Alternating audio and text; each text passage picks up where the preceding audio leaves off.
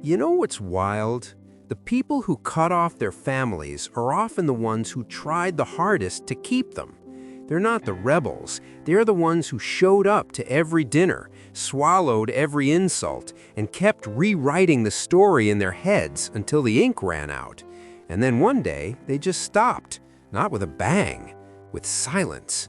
And everyone acts shocked, like they didn't watch it happen in slow motion for 20 years. Let me tell you something about family estrangement that nobody wants to say out loud. It's not about being cold. It's about finally getting warm. It's not about running away. It's about stopping the chase. The person who walks away from their family isn't the villain in some dramatic tragedy. They're the protagonist who finally read the room. Here's the thing. Most people who go no contact didn't wake up one day and decide to burn it all down. They woke up one day and realized they'd been on fire the whole time. They'd been performing, managing, translating, defending, and the family just kept handing them matches. You can only be the emotional janitor for so long before you realize you don't even work there. And if this is hitting a little too close, do me a favor, hit subscribe, because we're going deep and you're going to want to come back for more of this. Psychologically, what's happening here is something called chronic invalidation. That's the technical term for being told your reality doesn't count. It's when your feelings are treated like weather reports from a country that doesn't exist. You say it hurt, they say you're sensitive. You say you remember, they say you're dramatic. And after enough years of this, you start to feel like a ghost in your own life story. The psychologist Marsha Linehan, who developed dialectical behavior therapy, talked about invalidating environments as places where your emotional experiences are met with confusion, punishment, or just complete dismissal. It doesn't build character, it builds people who don't trust their own nervous systems. So what happens? You adapt. You become hyper-responsible. You become the one who keeps the peace, who remembers everyone's birthdays, who laughs at the jokes that aren't funny, and apologizes for things you didn't do. You become a translator between your parents' moods and reality. You become so good at reading the room that you forget you're allowed to leave it. And here's the kicker. The family often loves this version of you, the accommodating one, the one who absorbs tension like a sponge. They don't see it as labor, they see it as loyalty. And when you finally stop performing, they don't see growth, they see betrayal. This is where it gets complicated, and honestly, kind of sad, because the decision to cut contact is almost never about hate. It's about exhaustion. It's about recognizing that you've been running a marathon for people who won't even hand you water. There's this concept in psychology called the sunk cost fallacy, where you keep investing in something because you've already invested so much. But with family, it's worse, because you're not just invested, you're supposed to be. Society tells you that blood is thicker than water, that family is everything, that you only get one, and so you stay, even when staying costs you your peace, your identity, your ability to breathe without checking the emotional weather first. But then something shifts. Maybe it's therapy, maybe it's a partner who loves you differently, maybe it's just hitting 30 and realizing you've spent 3 decades trying to earn something that should have been free. And you start to see that the relationship isn't hard because you're not trying hard enough. It's hard because it's harmful. There's a difference between a relationship that challenges you to grow and one that requires you to shrink. The psychologist Susan Forward wrote about toxic parents and the bind they create. They teach you that love is conditional, that acceptance is earned, that you're only valuable when you're useful. And then they're hurt when you start to believe them. When you finally say, "Okay, I'm not enough for you," and leave, they act like you broke a contract. But they wrote the terms. You just stopped signing.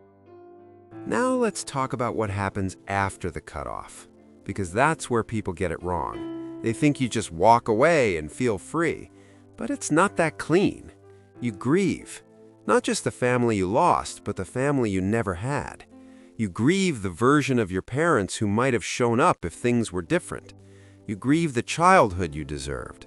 You grieve the fantasy that one day they'd see you.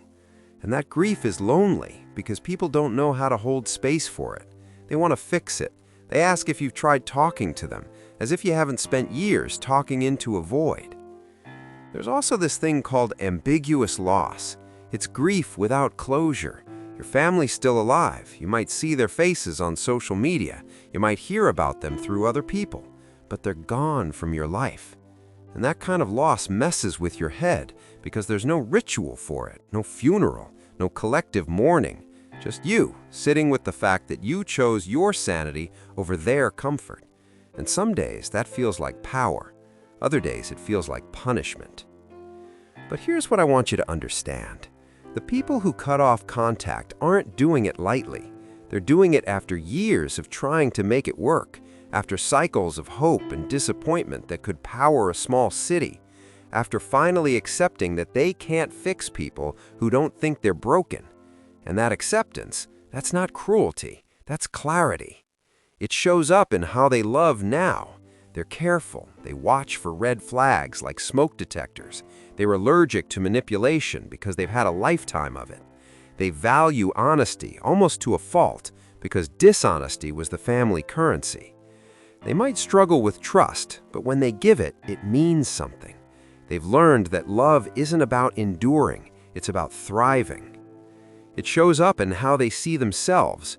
There's this beautiful, painful process where you stop performing and start existing.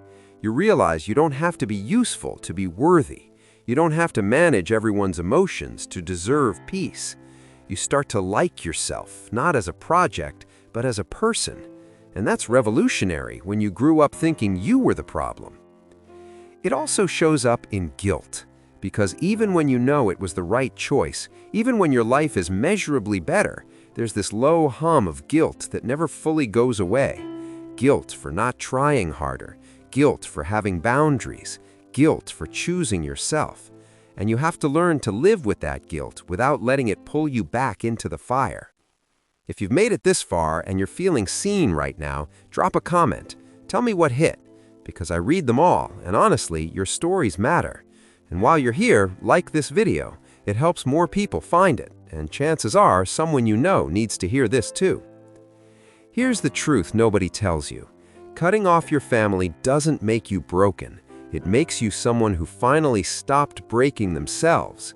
It makes you someone who decided that peace mattered more than performance, that authenticity mattered more than approval. You're not cold, you're just done being burned. And maybe that's the whole point. Maybe the people who walk away from their families aren't the ones who love least.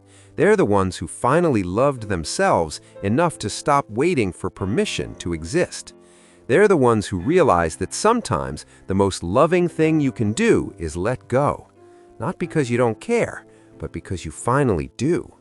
So if that's you, I see you. You're not the villain. You're the one who chose the harder, lonelier, braver path.